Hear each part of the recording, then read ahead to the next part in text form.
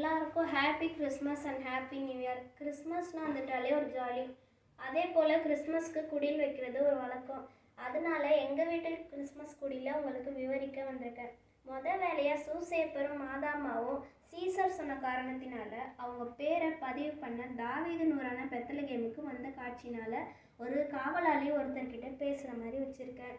அவங்க 2 பேரும் நாசிரத்துலேருந்து வந்தனால நாசிரத், ஜெருசலேம், பெத்லகேம்னு 3 குறியீடுகள் வச்சுருக்கேன்.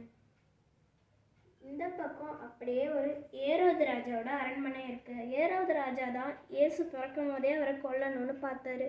அதன் காரணமாக ஏரோது ராஜாவோட அரண்மனையும் வச்சுருக்கு.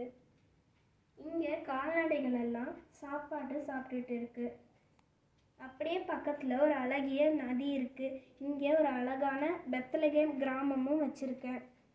இங்கே இடையர்களுக்கு கபிரியல் தூதர் மெஸ்ஸியா பிறந்துள்ளார் என்ற நற்செய்தியை அறிவிக்கும் விதமாக அவங்க சொன்ன காரணத்தினால அவங்க எல்லாரும் ஒரு ஏஞ்சலை பார்த்து நிற்கிற மாதிரி ஒரு காட்சி வச்சுருக்கேன்.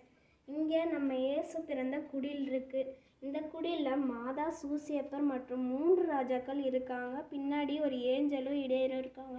3 ராஜாக்களுக்கு வழிகாட்டியாக இருந்த நட்சத்திரம் போல் காட்சியளித்த தூய ஆவியார் காரணத்தினால ஒரு தூய ஆவியார் வச்சுருக்கு.